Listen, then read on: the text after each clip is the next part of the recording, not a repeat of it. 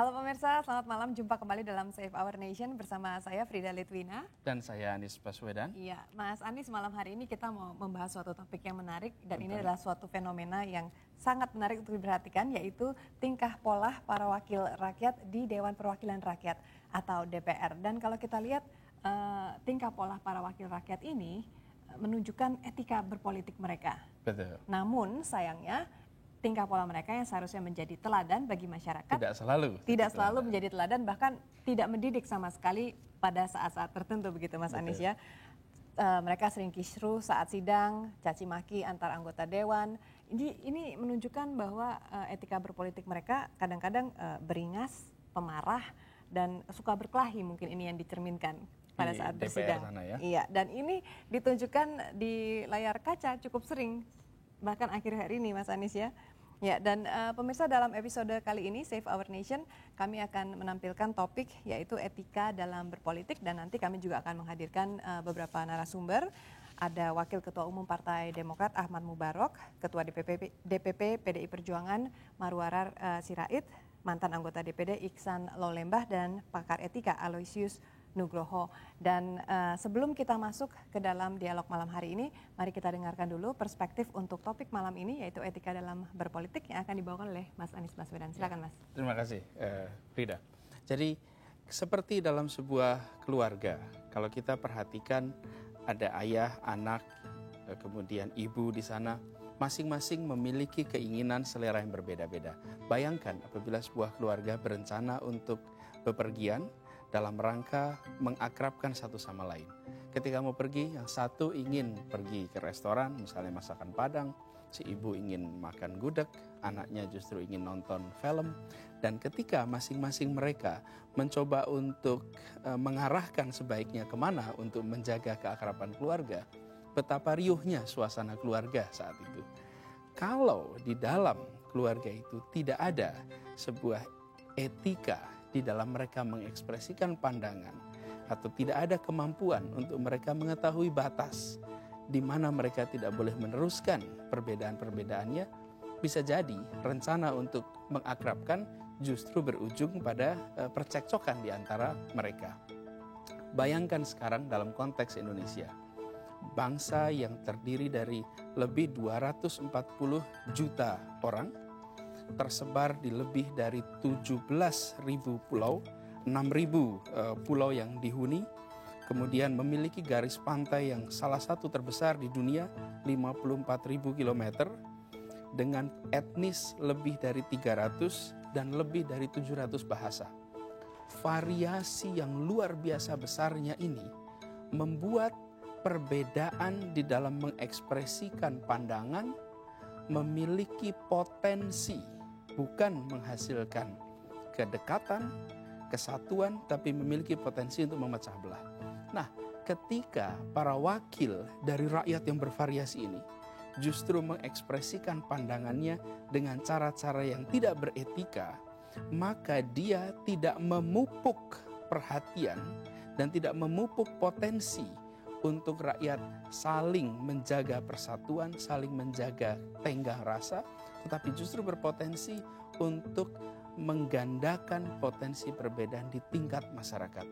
Ini yang kita khawatirkan. Jadi ketika kita melihat fenomena-fenomena perdebatan di ruang-ruang sidang terhormat Dewan Perwakilan Rakyat, pada saat itu sebenarnya kita harus membayangkan bagaimana efeknya bila suasana seperti itu digandakan di tingkat masyarakat.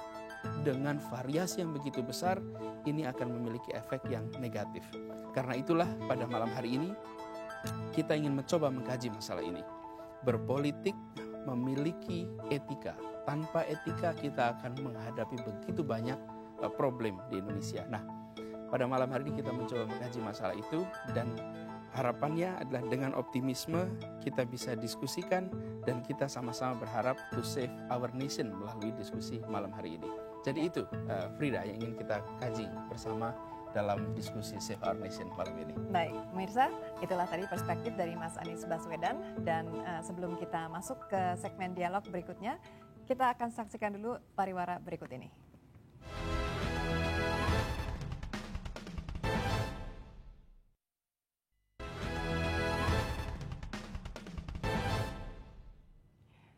pemirsa terima kasih Anda masih bersama kami di Save Our Nation. Dan pemirsa seringkali akhir-akhir ini Anda saksikan tingkah pola para wakil rakyat di Dewan Perwakilan Rakyat dalam persidangan melalui layar kaca Anda. Dan kalau menurut Mas Anies, apakah sikap mereka ini sudah menunjukkan etika berpolitik yang patut diteladani? Ya, sebagian besar sudah kelihatannya ya. Tapi ada insiden-insiden terutama di dalam proses pansus kemarin. Di mana tukar pikiran sudah sangat personal dan kasar. Iya, iya. Untuk lebih jelasnya kita simak dulu tayangan berikut ini, pemirsa. Tetaplah bersama kami.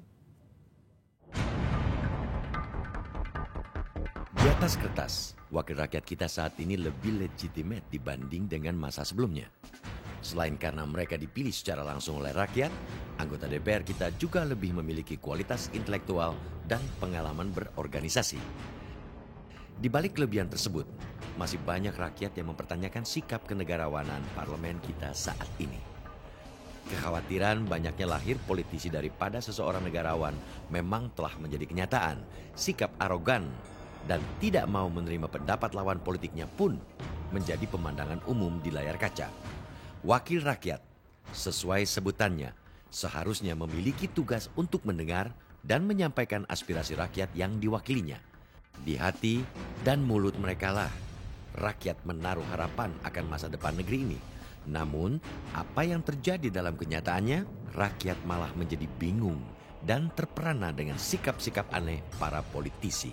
Masih banyak persoalan serius di negeri ini yang seharusnya diselesaikan oleh anggota legislatif kita, seperti buruknya pelayanan kesehatan, minimnya fasilitas pendidikan, rendahnya tingkat kesejahteraan petani dan nelayan, juga sejumlah masalah kemiskinan dan yang lainnya. Bangsa ini tetap berharap etika berpolitik para wakil rakyat kita merupakan cermin dari sikap para konstituen mereka. Harapan besar tetap dipertaruhkan pada anggota DPR karena sejumlah masalah bangsa berada di tangan mereka. Dan tidak seharusnya para anggota DPR menyelesaikan masalah bangsa dengan mempertontonkan sikap politik yang malah membuat bangsa ini menjadi pesimis akan masa depan negeri ini. Ya, pemirsa, untuk membahas lebih lengkap mengenai etika dalam berpolitik, saya perkenalkan sekali lagi para narasumber yang sudah hadir bersama saya dan Mas Anies malam ini di studio. Di sebelah kanan saya ada Pak Ahmad Mubarok, Wakil Ketua Umum Partai Demokrat. Terima kasih Pak sudah hadir, selamat malam. Selamat malam. Di sebelah Mas Anies ada Marwarar Sirait, Ketua DPP PDI Perjuangan. Selamat malam juga Mas Ara, terima kasih sudah hadir. Dan ada Mas Iksan Lolembah, mantan anggota DPD di sebelah Pak Mubarok. Selamat malam Mas Iksan, terima kasih juga sudah hadir. Dan pakar etika Aloysius Nugroho, selamat malam, Pak Alois. Selamat malam. Ya, saya mau ke Mas Iksan dulu sebagai mantan anggota DPD. Anda melihat jalannya persidangan anggota Dewan sekarang ini bagaimana Mas? Tentunya persidangan yang berlangsung di DPR itu kan banyak sekali, di DPD juga. Tetapi yang menjadi fokus perhatian publik tentu saja pansus di mana Pak Ara ada di dalamnya. Menurut saya itu sebuah panggung yang sangat penting yang mestinya harus dimanfaatkan oleh para politisi, oleh para pimpinan partainya untuk memperlihatkan bahwa mereka betul-betul bekerja dalam pengertian yang sebenar-benarnya. Tetapi pasti mereka bekerja dengan baik. Namun kan panggung di depan itu, latar depan panggung itu selalu penting. Misalnya bahwa Pak Ara dan teman-temannya bekerja keras di balik panggung sampai malam merumuskan segala macam yang harus disampaikan besok, itu bisa dikalahkan oleh penampilan buruk saat mereka berada di panggung. Nah, itu tidak bisa dielakkan. Waktu Anda sendiri menjabat sebagai anggota DPD, apakah persidangan atau rapat-rapat yang Anda jalankan juga seperti itu, yang seperti di layar kaca? Pasti tidak sekeras di DPR. Apakah itu karena tidak ada televisi yang menyorot atau memang pada dasarnya tidak sekeras itu? Bisa juga. Nah, ini memang akhirnya itu perangkapnya kan di situ. Dengan layar televisi bisa membuat orang populer, orang yang tidak terkenal menjadi terkenal, atau orang yang tidak terlihat menjadi kelihatan bahwa dia ternyata pintar, satu mutiara yang terbenam di antara ratusan anggota DPR, tapi sekaligus juga bisa membunuh karena hal-hal kecil misalnya. Saya mencatat bahwa keseriusan yang pasti dipunyai oleh pansus itu dikalahkan oleh 1-2 kejadian kecil yang misalnya ada yang nyeletuk dengan panggilan bos, begini bos. Jadi menginformalkan persidangan yang mestinya formal atau penyebutan-penyebutan yang memperlihatkan terlalu personal. Berarti menurut Anda sidang lebih baik berjalan formal begitu, dengan Harus demikian formal. keputusan yang diambil Itu bisa kegiatan lebih baik formal. begitu. Ibaratnya begini, saat kita menghadiri sebuah akad nikah, nggak bisa kita main-main walaupun kita saling kenal. Itu tata cara. Misalnya menyebut seorang mantan wakil presiden atau seorang presiden yang kebetulan bertugas, itu harus dalam koridor. Dan saya kira itu juga yang harus disampaikan dengan keras bahwa persidangan ini adalah persidangan formal, Pak Mubarok, acara Anda setuju kenegaraan. tidak harus formal supaya keputusan yang diambil lebih baik? Apa informal juga sebenarnya tidak apa-apa? Kalau terbuka, menurut saya harus formal. Ya, karena konsekuensinya itu kan dilihat orang. Ya, harus formal ya. Tapi dalam kenyataannya anggota dari partai Anda dalam sidang pansus juga kadang-kadang bersikap tidak formal Ya kepada itu saksi. berlaku untuk semuanya ya. Ketika interaksi begitu ya saling kayung bersambut jadinya. Iya. Gitu, ya. Tapi sebelum maju ke dalam persidangan, apakah tidak ada orientasi yang diberikan dahulu kepada anggota partai begitu sebelum Ya sesungguhnya bersidang? ada, tetapi secara umum hal-hal seperti itu dianggap sudah tahu lah. Tapi kemudian inilah resikonya. Memang ada defisit ada defisit intelektual, ada defisit etika yang terjadi akibat keterbukaan yang ditonton oleh banyak orang. Seandainya sidang tertutup, saya kira tidak akan berdampak. Kalau sikap dari Pak Ruhut sendiri, Anda menilainya bagaimana? Cukup formal itu? Gini, Ruhut itu ada dua sikap pada Ruhut ya. Pertama kelompok yang protes ya kepada Demokrat. Waduh, itu Ruhut pecat aja itu. Jadi di dalam Partai Demokrat sendiri juga ada pertentangan mengenai gitu. Terus penilaian terhadap sikap jawaban Ruhut. kita, waduh terima kasih sekali. Itu menandakan Anda itu orang yang mencintai Demokrat. Tetapi ada kelompok lain jawabannya, wah itu Ruhut mah bukan Demokrat itu. Demokrat nggak seperti itu, Demokrat itu santun. Dan itu apa? Itu masih sinetron aja, gitu. Jadi sebagian masyarakat menganggap Ruhut sinetron, jadi biarin aja. Kalau gitu Anda ya. sendiri pribadi, Pak Mubarok, Kalau saya apakah karena itu sikap yang saya benar dalam saya itu politik? pendidik. Kalau saya pendidik itu terganggu dengan seperti itu. Terganggu Anda Tapi sendiri? banyak masyarakat mengatakan biarin aja itu sinetron. Tapi gitu. gini Pak, kalau kita perhatikan ya, kalau di dalam persidangan DPR, di persidangan-persidangan yang serba formal itu, apalagi disorot televisi, sebenarnya bukan saja pada substansinya yang penting, tetapi retorika itu penting juga. Retorika itu sangat penting. Nah, sekarang yang menjadi pertanyaan, bagaimana kita bisa membuat retorika yang elegan tetapi substansinya bagus. Nah, dalam kita menyaksikan beberapa minggu terakhir ini, sebagian retorika-retorika yang dilakukan berhasil mendapatkan perhatian, tetapi perhatian yang didapatkan justru perhatian yang negatif kan. Gimana Bung Ara? Ya, diskusi kita hari ini bicara soal etika politik ya, Mas Alis ya, Pak Frida. Jadi menurut kami tentu harus ada parameternya dulu apa yang menjadi dasar ukuran itu etis atau tidak. Paling tidak menurut saya Pancasila ya, karena itu adalah bagian dari budaya dan sumber dari segala hukum. Artinya bagaimana demokrasi, bagaimana hukum Pancasila dan ekonomi Pancasila itu jadi dasar. Kedua, kepentingan rakyat, kepentingan nasional. Ya, ketiga, tentunya ada soal budaya juga.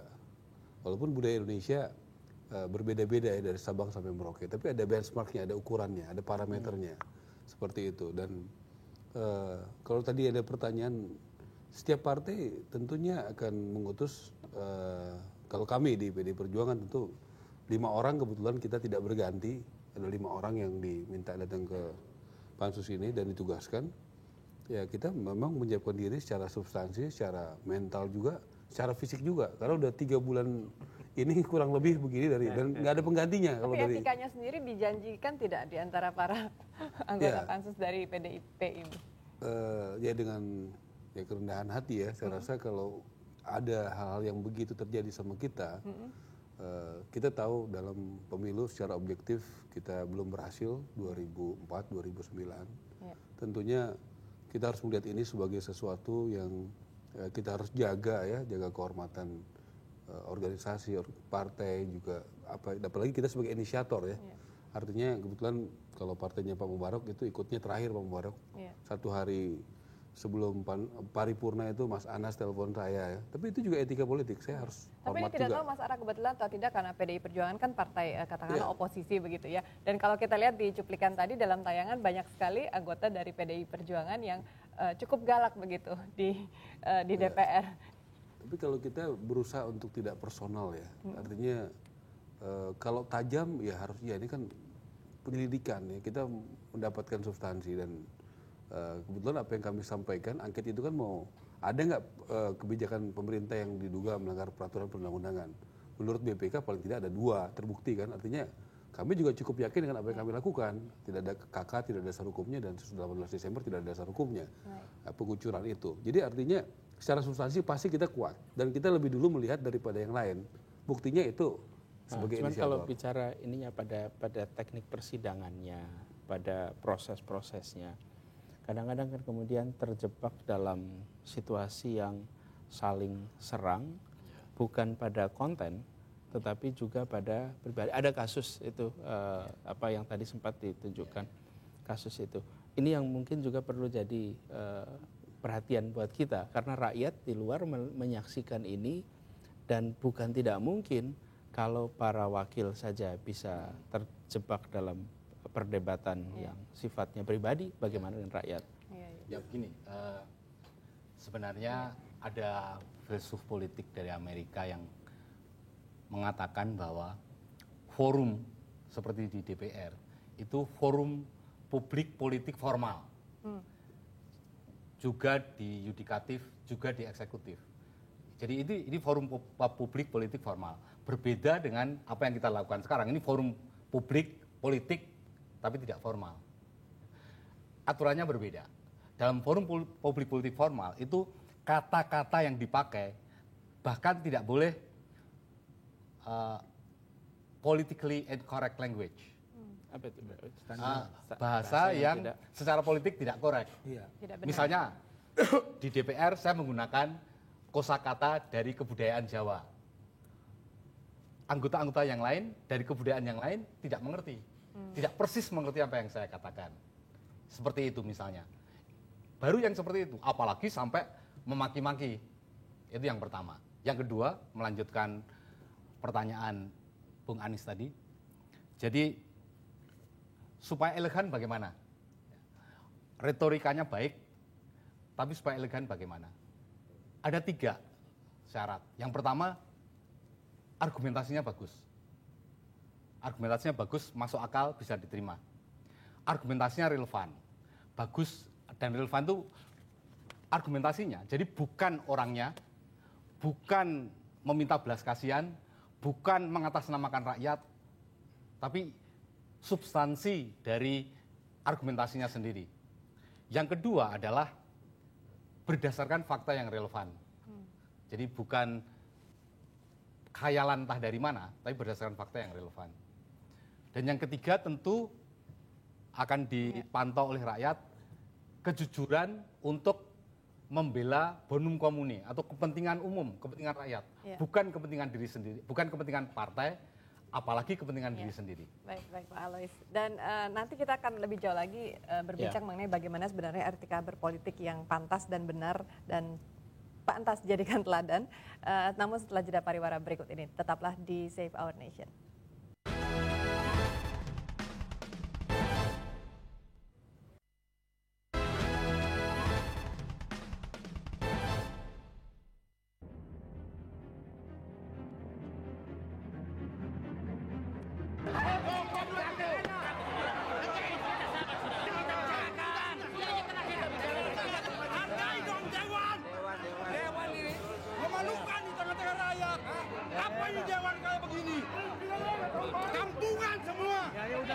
Udah karena itu jangan kurang ajar, kau yang jangan kurang ajar ya.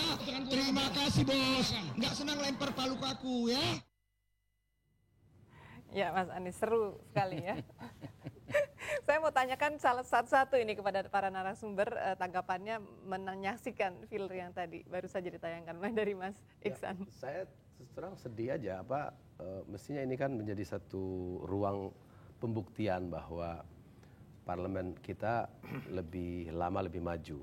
Kan demokrasi kita coba sehingga kayak orang naik kelas gitu kalau sekolah, mestinya sekarang lebih baik. Dan ini inti dari ujian itu adalah di sini. Dan saya kira ada partai yang tidak mengganti ininya, itu juga jadi perhatian buat para pemerhati. Kenapa ada pergantian, ada tidak gitu. Kayak sepak bola kan, biasanya pemain diganti itu kan pemain yang gagal gitu ya, mencetak gol atau segala macam. Nah, dalam kasus ini saya sendiri lebih menyoroti aspek-aspek yang terlalu mendasar yang disepelekan gitu, yaitu yang penting dari tadi syarat-syarat kita berdiskusi secara formal, apalagi acara ini adalah acara politik formal, yaitu akal sehatnya di mana gitu loh. Jadi menempatkan akal sehat itu menjadi elemen penting. Jadi saya setuju Pak Alois Nugroho bahwa kualitas argumen itu yang penting, bukan kerasnya suara atau gaya menggebrak, tapi kekuatan ide itu dan pertarungan di sini kan sebetulnya di situ, sehingga tidak terlihat ada anggota yang menanyakan kepada narasumber atau pihak yang sedang dipanggil itu seperti pertanyaan yang terlalu goyah gitu loh, yang ditepis gampang. Sekarang begini, kalau kita melihat kenyataan, kita tahu, oke, pakai etika. Partai juga menginginkan pakai etika. Apa yang dilakukan oleh partai bila ada anggotanya berada di sana dan tidak berargumentasi dengan menggunakan etika, apakah didiamkan? Cocok ke Pak apa Mubarok diingatkan? nih, Atau Kalau saya ketua partai kayak pemain tadi, kayak pemain basket keluarin. Pak Mubarok? Pak Mubarok mungkin Setiap orang cocok itu menjawab. ada evaluasi, ada teguran, selalu ada seperti itu. Tapi memang suasana pansus kemarin memang menurut saya berbeda dengan yang sebelumnya. Kalau Pak SBY sendiri komentar tidak sih Pak? Enggak. Tidak beri komentar sama sekali? Enggak. Apa karena tidak menyaksikan jalannya sidang pansus di enggak tahu, saya kira televisi? sekali-sekali saya kira menyaksikan. Kalau menurut saya begini, ada yang hilang ya dalam perpolitikan kita ya. Karena gini, politik itu kan mengandung 3 dimensi. Ada ilmu, ada game, permainan, ada seni. Ini ya.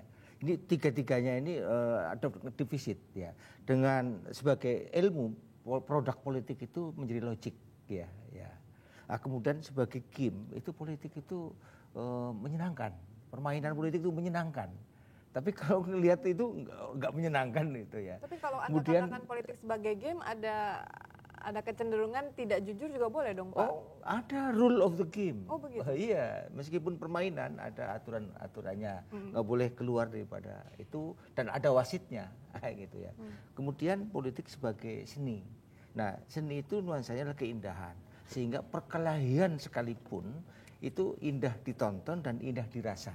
Ini yang hilang dari politisi kita, sehingga nggak enak ditonton. Gitu. Ya. Mas Ara. Ya, kalau lihat substansi ya, tadi kan cerita soal pansus Senturi. Kita sudah 2 tuh produknya Frida, Mas Anies ya. Yang pertama, 9 fraksi ini sepakat ada himbauan untuk nonaktif, ya. Bagi mereka yang Supaya tidak tugas kenegaraan dan proses pemeriksaan ini bisa berjalan dengan baik. Itu 9 fraksi, termasuk fraksi Demokrat juga setuju.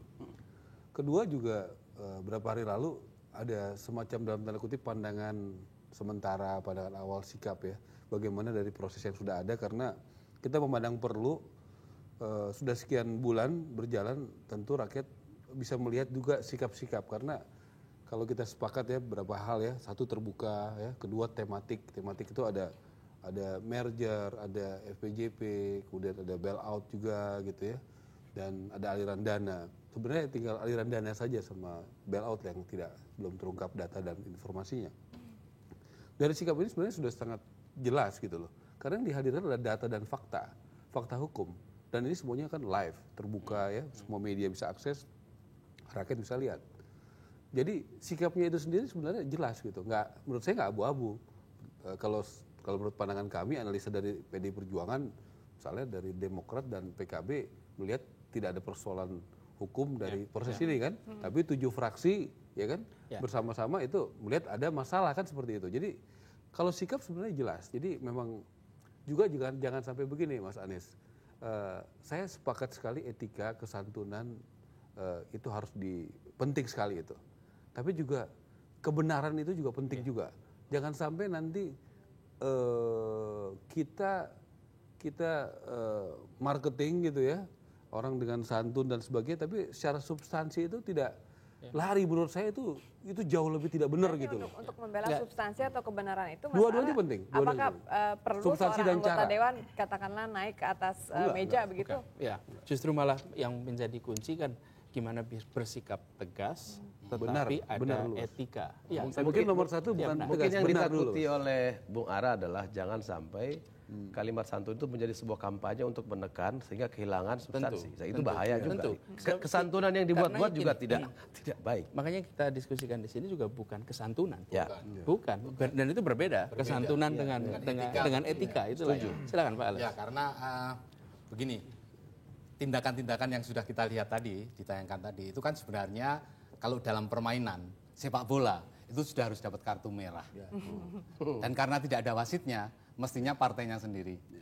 Dan kalau tidak dipanggil atau dievaluasi oleh partainya sendiri, publik itu bertanya, jangan-jangan ini memang taktik terselubung, yang namanya taktik disrupsi, taktik untuk supaya kebenaran itu tidak tercapai, konsensus yang kebenaran yang merupakan konsensus Itu bersama ada, tidak strategi tercapai. itu ada, bisa ada. Nah, itu taktik itu bisa ada dan itu di banyak pikiran publik, saya kira seperti itu. Jadi seharusnya kalau ada pelanggaran-pelanggaran etika yang fundamental, Ya. itu langsung Ya, diberikan dan itu langkah. merugikan bangsa. Karena apa? Karena orang tidak lagi percaya pada demokrasi. Tidak lagi akan pergi ke TPS waktu pemilihan umum. Buat apa milihnya juga gitu. Seperti itu nanti kalau terpilih. Iya. Lebih baik milih yang baik-baik seperti Pak Mubarok gitu. Iya. Berani tidak sebenarnya kalau kita lihat partai politik, berani tidak partai politik melakukan ini, Pak Mubarok? Oh, sesungguhnya selalu ada, koreksi ada. Ya. Tetapi dalam kasus Senturi memang menurut saya agak berbeda. Ya. Jadi ada panggung yang berbeda dengan yang belum, karena kali ini terbuka luar biasa ya. Sehingga banyak kebijakan justru lebih diserahkan di sendiri, di fraksi sendiri gitu ya. Peranan dari pimpinan sidang sendiri pada saat Nah, saya kira di situlah. Saya kira pemimpin sidang pun ketika itu banyak nggak berdaya itu ketika Cuman mengatasi. kan begini Pak, yang kita tadi perhatikan ada yang dibedakan tadi forum publik formal dengan forum publik informal. Ketika perdebatan di televisi itu menjadi sangat kasar, itu wilayah informal. Maka tidak ya itu style. Padahal bisa dinilai. mestinya Tapi formal di situ. pada saat itu paling tidak etika harus dipakai. Iya. Tapi ketika sampai di ruang DPR yang terhormat ini, sebenarnya harus ada langkah yang tegas betul, Pak. Artinya dalam case apapun juga sebenarnya Pak Bara, kalau dalam pandangan saya, case apapun. Bung Ade, jangan sampai ini refleksi dari bangsa kita memang yang terlalu riuh, sehingga keriuhan itu muncul sebagai gimmick saja yang berlebihan, tapi tidak dikelola oleh yang paling penting dalam soal ini adalah leadership. Jadi saya nggak tahu ya apakah kita harus membandingkan dengan politisi-politisi misalnya tahun 55, 60-an, 70-an. Saya nggak tahu, saya tidak berani mengatakan bahwa kualitas pimpinan DPR sekarang atau pimpinan di level katakanlah mengelola sidang-sidang seperti pansus. Ini kan terampilan yang tidak bisa disepelekan. Misalnya ada yang sudah terlalu personal menyerangnya, ada yang suara terlalu besar atau yang melebihi durasi pembicaraan, itu kan etikanya sudah elementer gitu, bahwa di stop kalau anak keluar kan kira-kira gitu. Dan Kalau ini ketegasan itu saya kira penting untuk membuat efek cerah supaya tidak berulang-ulang. Kan begitu. Kita juga harus ada etika di sini. Jadi durasinya sudah harus break dulu. Kita break dulu. Ya, Mirsa, tetaplah di Save Our Nation. Kami akan kembali dalam segmen solusi nanti, Mas Anies ya.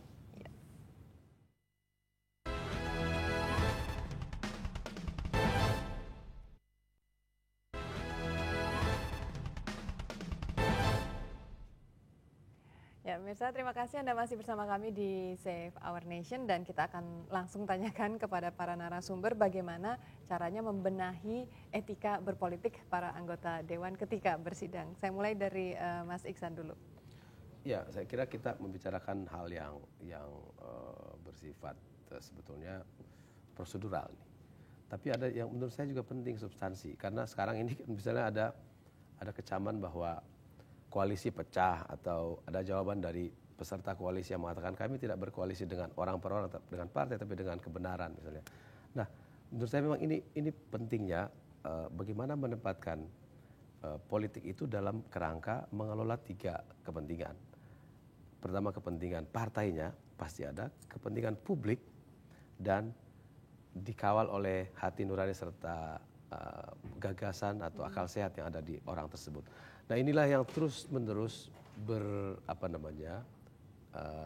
bergerak sehingga akan kelihatan, dan saya kira publik kan juga punya kecerdasan, punya logik untuk menilai bahwa apa yang diomongkan sebetulnya nggak benar, apa yang diomongkan ini sebetulnya pura-pura. Sehingga percayalah publik punya kecerdasan untuk menangkap ini omongan yang benar, ini partai yang betul-betul bicara kebenaran, ini yang sekedar gincu. Nah, kalau sekarang Bung Ara, misalnya Anda lihat way out-nya apa, solusinya apa kalau lihat situasi ini? Ya memang tidak mungkin orang tiba-tiba etis, tidak mungkin orang tiba-tiba profesional, argumentatif, rasional, objektif. Itu kan proses panjang ya. Betul. Seperti Mas Anies ini kan, saya pikir proses investasi yang panjang untuk bisa sampai seperti ini gitu. Jadi bukan ya mungkin bisa saja di make up sekali-sekali gitu. Tapi kalau nggak bisa dikarbit gitu. Kalau lama-lama juga terbuka juga gitu loh. Artinya itu seleksinya yang harus diperhatikan. Iya, nomor satu jelas rekrutmen. Saya percaya betul hidup ini 51% udah rekrutmen. Bagaimana menemukan orang-orang yang tepat ya, dari ideologinya, loyalitasnya, dan punya nilai tambah, punya karakter apalagi. Kan seperti itu. Kedua, pembinaan.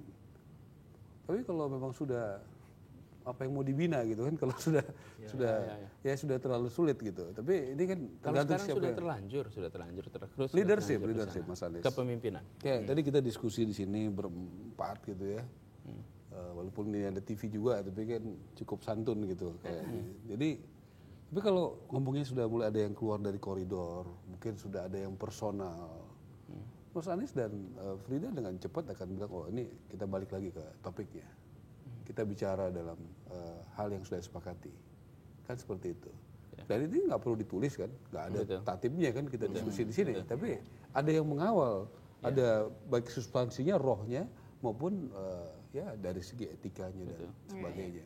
Ini soal leadership gitu loh. Dan barangkali ini yang mungkin ini disebut sebagai kedewasaan. Ya, betul. Ada kedewasaan di dalam berbeda, kedewasaan dalam berpolitik, dan itu bisa menempel kan di dalam tubuh kita. Memang tua itu pasti, tapi dewasa itu pilihan. Banyak yang sudah tua tapi nggak dewasa juga. Begitupun di dalam berpolitik. Iya, ada juga partai udah tua tapi juga belum dewasa dalam politik. Ini pilihan-pilihan kita. Menurut saya itu nggak bisa diselesaikan secara ad hoc. Tidak, gimana partainya nggak bisa.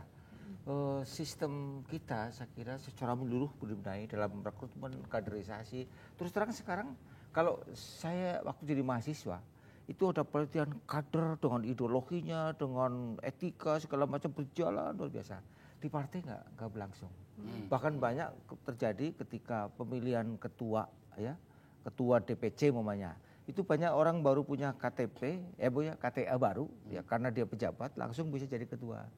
Ya, nah itu bisa terjadi seperti itu. Mengapa itu terjadi? Pragmatisme. Karena partai politik itu tidak menghasilkan negarawan, tapi politisi. Jadi hanya berpikir bagaimana memenangkan pemilu yang akan datang. Dan bukan bagaimana mencerdaskan generasi yang akan datang. Termasuk anggota-anggota legislatif yang menjadi pendukung partai itu. Kaderisasi tidak ada, rekrutmen yang asal saja, pembinaan tidak ada. Ini saya kira solusinya. Kalau kita mau dewasa dalam berdemokrasi. Dan itu juga nanti akan tercermin ketika perdebatan-perdebatan di ruangan. Kematangan atau peradaban demokrasi itu kan, saya juga tidak setuju orang selalu bicara soal hal-hal substansi. Jadi demokrasi kita belum substansial. Selalu saja aspek prosedural harus dibereskan dulu. Jadi syariat demokrasi harus dijalankan untuk mendapatkan hakikat demokrasi, bukan dibalik gitu. Jadi saya kira inilah yang penting, sehingga orang-orang seperti Bung Ara dan Pak Mubarok ini kan bukan muncul tiba-tiba lompat ke panggung politik. Sejak awal ada sistem, ada mekanisme buat mereka menjadi seorang politisi, organisator. Nah, ini yang saya kira harus menjadi tantangan, bahwa bukan hanya orang yang hanya karena bisa membiayai kampanye besar, misalnya tiba-tiba bisa menjadi anggota. Atau mendapatkan suara besar seperti artis gitu kan. Karena begitu dia masuk ke dalam, justru berpolitik yang sebenarnya bukan 1 hari di pemilu, tetapi 5 tahun di parlemen. Iya, itu betul. Baik. Menarik sekali solusi yang sudah diberikan oleh para narasumber kita, dan sekali lagi saya ingin mengucapkan terima kasih sudah hadir di Save Our Nation, Mas Iksan Laulembah, Pak Ahmad Mubarok, Mas Marwar Sirait, dan Pak Alois Nugroho. Terima kasih Bapak-Bapak. Dan pemirsa tetaplah bersama kami, Save Our Nation masih akan kembali, dan di segmen terakhir nanti Mas Anies Baswedan akan memberikan kesimpulan dari topik kita malam hari ini, etika berpolitik.